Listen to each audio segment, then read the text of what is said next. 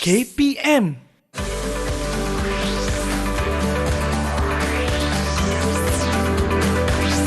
Didik TV KPM.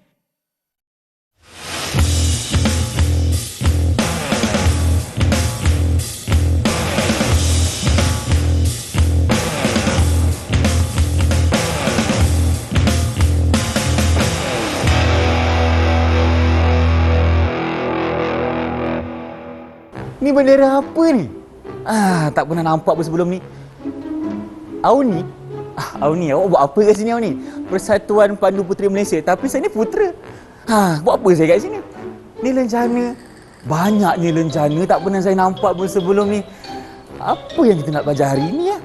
Baik, Assalamualaikum. Salam sejahtera kepada semua yang sedang menyaksikan Badan Uniform Persatuan Pandu Puteri Malaysia. Oleh ini kita akan belajar mengenai topik yang cukup menarik. Tapi persoalannya sekarang ini kan, siapakah tenaga pengajar yang akan bersama Ifan? Jom kita saksikan dulu profil mereka.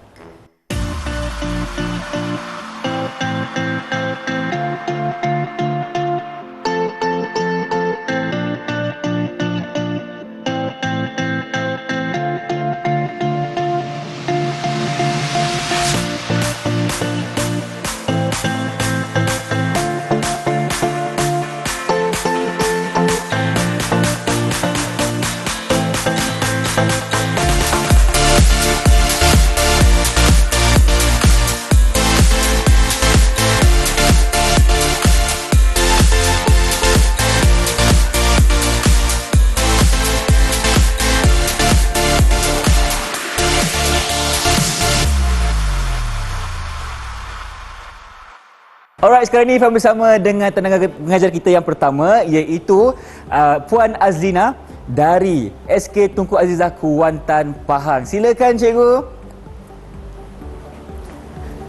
Okey, inilah Puan Azlina kita yang datang jauh dari Kuantan Pahang. Apa khabar? Alhamdulillah. Apa khabar Ifan? Sihat macam inilah saya. Lagi sihat sebab ada Puan dekat sebelah saya hari ini. Jadi hari ini kita akan belajar mengenai Pandu Puteri. Pandu Puteri Malaysia. Jadi mungkin sebagai pengenalannya, apa yang kita nak belajar hari ini? Okey, hari ini kita akan memperkenalkan lencana Pandu Puteri Tunas. Kalau ikutkan ini adalah silibus baru Tok Ifan. Silibus baru? Yes. So pemimpin-pemimpin dan juga ahli Pandu Puteri Tunas ni dia kena tahu perbezaan silibus lama dan juga silibus baru. Betul lah, kalau ada yang baru mesti ada yang lama. Yes. Mungkin soalan saya kepada Puan sekarang ni, apa perbezaan antara silibus baru dan juga lama? Banyak. Okey, so yang pertama lah kita nak tengok silibus baru. Kalau yang dulu buku, kita panggil buku untuk ujian tu, kita panggil buku kemajuan warna coklat. Tapi sekarang kita tak guna dah buku kemajuan tu, kita guna Journal Progressive. Okay, Journal Progressive. Yes, ini yang terbaru. Yang ini terbaru. Okey. Ini macam dia punya semua dokumentasi ujian-ujian tu kita letak dalam ni. Oh, kena catat dalam buku. Yes. Dan yang paling penting Tok Ifan. Okay, apa yang paling penting tu?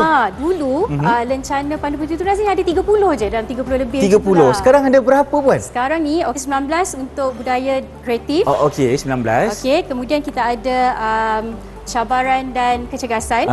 Ada 14. Okey, 19 ada 14. Ada sains dan teknologi, ada 10 lencana kecakapan. Kemudian ada ejen perubahan. Baik. 13. Last kali hubungan keluarga dan masyarakat ada 15 lencana. Berapa? Okey. 1, 2, 3. 3, Saya tak tahu. Saya minta maaf. Saya kurang pasti. Berapa semuanya cikgu? Semuanya ada. Puan maafkan saya. 71 lencana.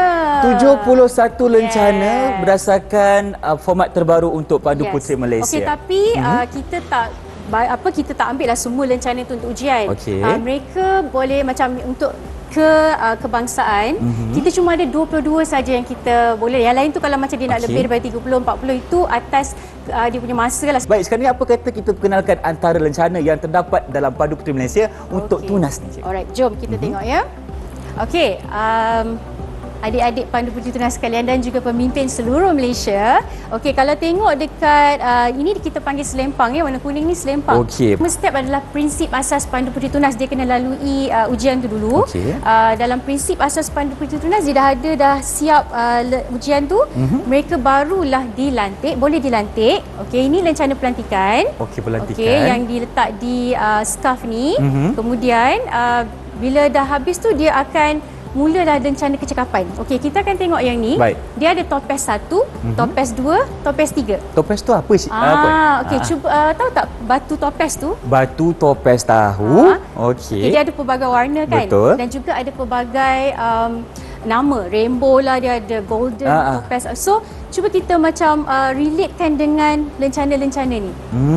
So kan dia mempelbagaikan lagi dia punya creativity and all that. Okey, so kat sini untuk dapat topes 1 ni lencana dia kat sini.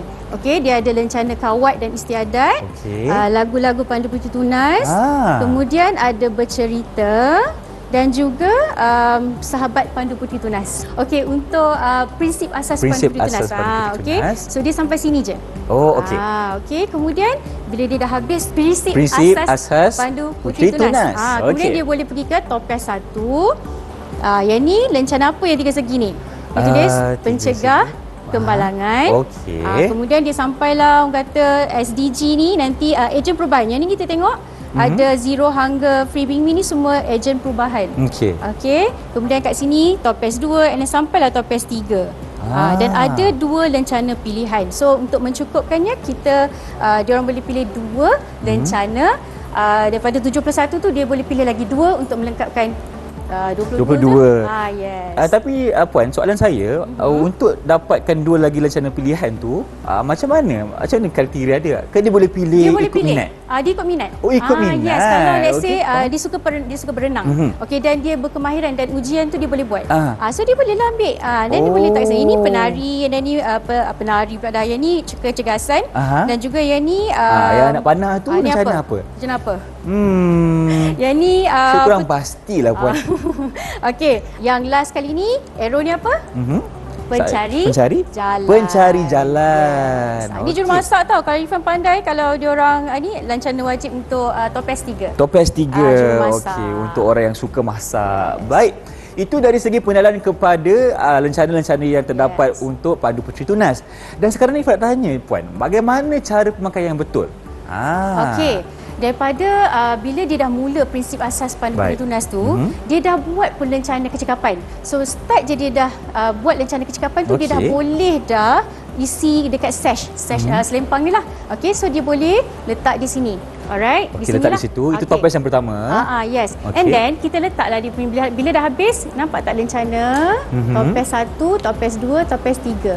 Oh, letak dia bahagian atas pula. Yes. Yang anugerah-anugerah ni kita letak di bahagian atas sebab dia dah tertinggi. So kita susun dekat bahagian atas-atas. Yelah, kalau anugerah kita kena tunjuk letak dekat atas sikit. Yes. Betul tak? Tak ada dah dekat-dekat orang kata kat baju. Dekat baju tak ada. Kita show dekat selempang. Nampak segak kan? Nampak segak, cantik. Auni namanya kan tadi? Tak nak bercakap pula, mungkin dia malu. Baik. Okey, itulah dia pengenalan bagi cara untuk kita mengenali lencana-lencana untuk Pandu Puteri Tunas. Betul. Dan terima kasih Puan Azina. Apa kata kita berehat seketika, teruskan bersama kami dalam Badan Uniform Pandu Puteri Malaysia.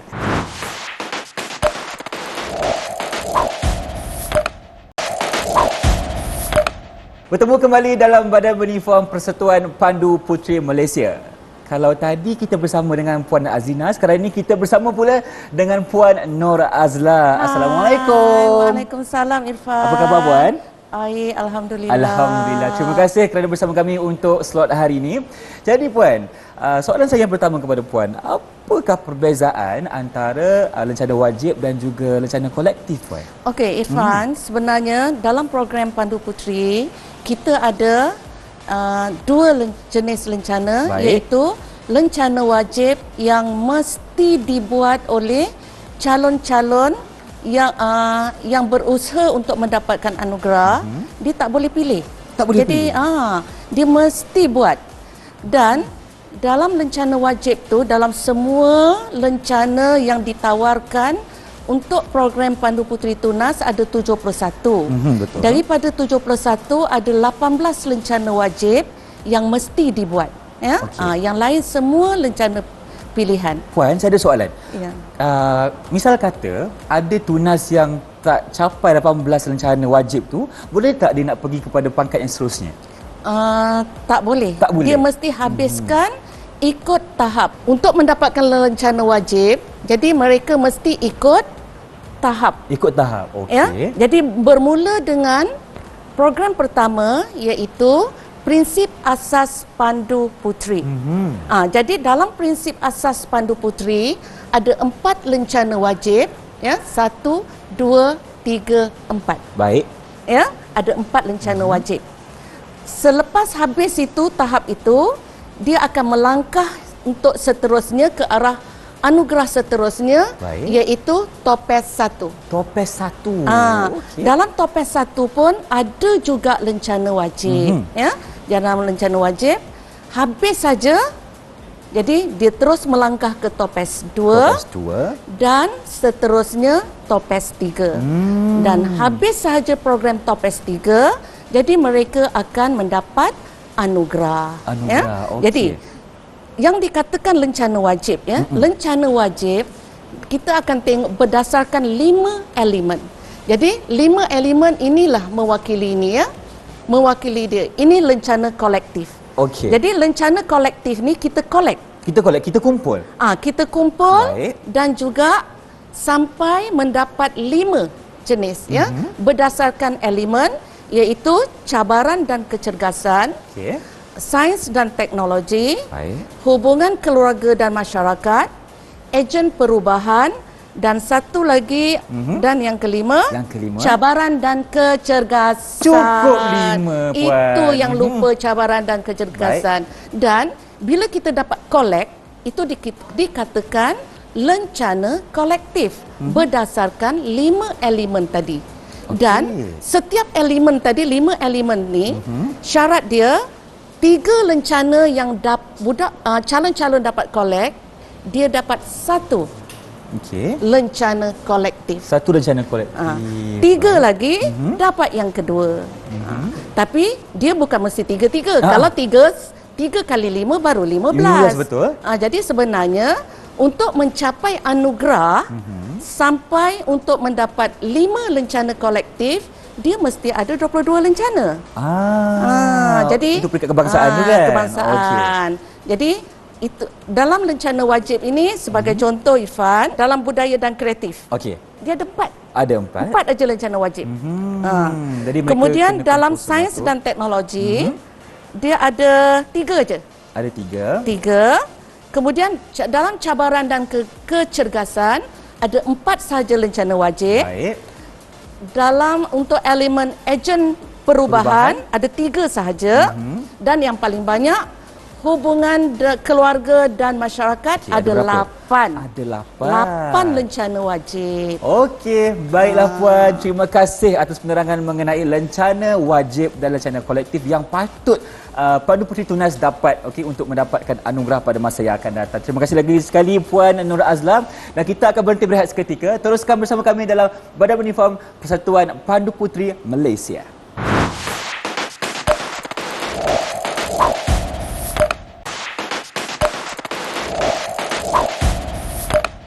Bertemu kembali kita dalam Badan Beruniform Persatuan Pandu Puteri Malaysia. Sekarang ini kita bersama dengan 2 tenaga pengajar, iaitu Puan Azlina dan juga Puan Nur Azla. Terima kasih kerana bersama Ifal untuk segmen kali ini. Jadi soalan saya yang pertama ditujukan kepada Puan Azlina dulu. Okey, untuk Pandu Puteri ini kan, bagaimana cara untuk mereka dapatkan lencana? Untuk mereka mendapatkan lencana ni, mereka perlu mengikut syarat-syarat yang telah kita tetapkan. Mereka perlu menjalani ujian amali dan juga teori. Contohnya ujian amali tu kita tengok dalam lencana kecekapan jurumasak. Yes, mereka perlu menghidang air, membuat air, kemudian memasak nasi, menggoreng ikan lah, and then kita boleh tengok secara penguji tu akan melihat sendiri bagaimana mereka memasak secara live lah. Itu dari segi amali. Yes. Itu antaranya lah. Ada satu lagi kan teori. Teori. Yang teori selalunya contohnya lencana pembaca. Okey, macam mana pula tu kita nak semak dari segi teori itu? Okey, syarat dia buat sinopsis. Kemudian ada juga ujian dia untuk membalut, cara dia membalut buku. So benda tu dia akan buat di hadapan penguji. So penguji akan beri ulasan lah. Bila dia dah siap everything tu, dia kena dokumentasikan dalam buku log. Dan adalah susunan-susunan yang perlu mereka ikut. Dan mungkin Puan boleh ceritakan sedikit mengenai buku log tu. Okey, dalam buku log tu kita nampak macam susah mula-mula kita rasa susah, tapi bila mereka dah mula membuat, mereka akan rasa sebab kita dah ada macam daripada prinsip asas tu, kita dah ada sarang dia. Dah ada sarang dia ada dia punya template. So dia akan ikut saja. So dalam tu wajib mereka ada biodata. Kemudian dia mesti sertakan syarat-syarat ujian lencana yang dia ambil tu. Baik. Kemudian dia perlu membuat satu laporan. Satu laporan. Kemudian pelaksanaan ujian ni macam mana? And then mesti ada refleksi. Macam apa yang dia rasa, apa yang dia punya cabaran masa dia buat lencana tu. Kemudian bila penguji tu dah menguji, dia mesti ada ulasan penguji, dan last kali barulah mereka akan menerima sijil lencana kecakapan ni. Macam tu je. Itulah caranya, wahai pandu puteri di luar sana, cara untuk anda mendapatkan lencana. Ya, betul. Baik, nampaknya Puan Nur Azla tak sabar-sabar nak berikan input. Jadi sekarang ni Puan, saya tanya Puan lah, dari segi anugerah, apa anugerah yang diberikan kepada pandu puteri sebenarnya? Okey Irfan, dalam program Pandu Puteri Tunas ada 2 anugerah yang ditawarkan. Baik. Ya. Yang pertama, anugerah peringkat cawangan. Jadi kita sebut anugerah Pandu Puteri Tunas Ketua Pesuruhjaya Cawangan. Yang kedua, peringkat kebangsaan, anugerah Pandu Puteri Tunas Ketua Pesuruhjaya. Jadi bila peringkat kebangsaan, yang akan sampaikan anugerah Ketua Pesuruhjaya. Kalau peringkat cawangan tu negeri Irfan. Negeri, okey, baik. Jadi kalau peringkat cawangan, Ketua Pesuruhjaya Cawangan yang akan menyampaikan anugerah. Tapi ada syarat-syaratnya Irfan. Apa syarat-syaratnya Puan? Syarat-syaratnya untuk mendapat anugerah peringkat cawangan, mereka kena menyiapkan banyak tugasan. Okey. Yang pertama tadi mesti prinsip asas. Lencana-lencana dalam prinsip asas mesti lengkap. Dalam prinsip asas ada 4 lencana. Dah lengkap 4 lencana, mereka mestilah dilantik. Baik. Bila dilantik, mereka akan memakai lencana pelantikan. Ini prinsip asas. Dah habis tu, jadi mereka dapat 5 Irfan. 1, 2, 3, 4, 5. 5. Okey, setakat itu. Kemudian program untuk mendapatkan anugerah Topes 1. Topes 1. Ya? Topes 1 dia kena menyiapkan 5 lagi lencana. Bila 5 lencana, dia dah dapat Topes 1. Baik. Ya, dia nak teruskan pula Topes 2. Berapa lagi lencana? Ikut lagi ini, diikut turutan ni. Ikut turutan. Bila kita calon-calon dapat lencana, mereka akan lekatkan ikut turutan. Jadi dapatlah Topes 2. Okey. Bila Topes 2, syarat dia mesti sudah ada sekurang-kurangnya 2 lencana kolektif. Lencana kolektif tadi ada 5. Betul. Berdasarkan 5 elemen. Ya. Jadi nak dapatkan anugerah peringkat cawangan, calon-calon mesti ada 16 lencana Okey. atau 15 minimum. 15 minimum lencana. Dan 2 lencana kolektif. 15 dan campur 2 lencana kolektif. Kolektif, Okey. kemudian dapat yang ini, Topes 1, Topes 2. Dia dah layak untuk anugerah peringkat cawangan. Selain itu tentang buku log. Jadi kami akan nilai buku log mereka, Irfan. Ini cara penyediaan buku log. Jadi file sekarang kami panggil file log. Jadi file log sekarang untuk program baharu, jadi mereka dah diberi modul. Baik. Jadi modul mereka menyiapkan, mendokumentasikan segala ujian amali dan teori tadi dalam bentuk bertulis. Bentuk bertulis. Jadi inilah caranya. Contoh lencana kecekapan kawat dan istiadat. Ini cara dengan tersusun ya. Nampaknya file log ni kena sistematik jugalah Puan ni. Kita didik mereka. Betul. Sebab untuk mencapai anugerah ni, mereka ni kita pilih yang agak boleh menggunakan komputer sebab zaman IT sekarang. Betul. Ya. Okey. Zaman dulu-dulu dia mau tulis tangan. Dia tulis tangan saja. Boleh tulis tangan, jadi tapi ini dia. pastikan dia punya tulisan tu Kemas jelas. Yes. Jadi Baca. mereka menyiapkan file log ini berdasarkan modul. Jadi modul yang disediakan adalah semua tentang lencana wajib sahaja. Jadi ada 18 tadi lencana wajib. Ya. Jadi 18 ada modul. Jadi calon-calon rasa macam untuk program baharu ni mereka dah ada panduan untuk melengkapkan fail-fail log. Okey, ini prinsip asas. Okey. Okey, kemudian topes 1. Baik. Topes Jadi, satu cara apa? juga. Cara Ini juga, dia. Topes 1. Okey. Apa lencana yang terdapatnya? Pembuat simpulan, pelayan tetamu, pencegah kemalangan, SDG, Sustainable Development Goals, ya. Yes. Ikut tema. Ikut tema. Kalau macam kita pilih life below water, ya. Jadi kemudian zero hunger. Contohnya lah, ya. Baik. Kemudian satu lencana pilihan ikut elemen. Tapi elemen ni ikut syarat. Macam lencana pilihan, Irfan. Okey. Calon-calon dia bukan suka hati nak pilih. Betul. Tapi dia ikut elemen. Ikut elemen. Ya. Baik. Okey, baik. habis. Itu untuk topes 1 dan topes 2 pun Topes 2 adakah pula. berbeza? Apakah perbezaannya Puan? Perbezaan dia lencana. Lencana juga. Top dia mesti siapkan. Inilah kandungan lencana dalam topes 2. Okey. Bila kita dah cek, kalau kita tak puas hati, jadi kita pulangkan, kita sebutkan apa kesalahan mereka, apa tambahan. Jadi kita beri peluang mereka supaya mereka ni dapat membetulkan, ya. Sebab bila dah ada modul, jadi kita tolong calon-calon ni, ya, untuk kita tolong. dapatkan Ya. anugerah. Baiklah Puan, terima kasih banyak-banyak kepada Puan Azlina dan juga Puan Nur Azlah kerana telah pun ceritakan dan berkongsi ilmu mengenai cara untuk mendapatkan anugerah dalam Pandu Puteri Malaysia ni kan. Jadi sedikit rumusan daripada Puan Nur Azlah kepada mereka yang menonton di luar sana. Silakan. Okey, untuk mencapai anugerah tertinggi hingga ke peringkat kebangsaan, mereka kena menyiapkan satu lagi file log, iaitu topes 3. Jadi sama juga, sama juga mesti buat lencana ikut syarat-syaratnya. Dan inilah dia topes 3 dan seterusnya dapat lencana peringkat kebangsaan. Ya, dan inilah yang akan diberi.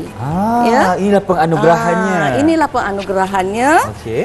Anugerah peringkat cawangan. Ya, disampaikan oleh Ketua Pesuruhjaya Cawangan.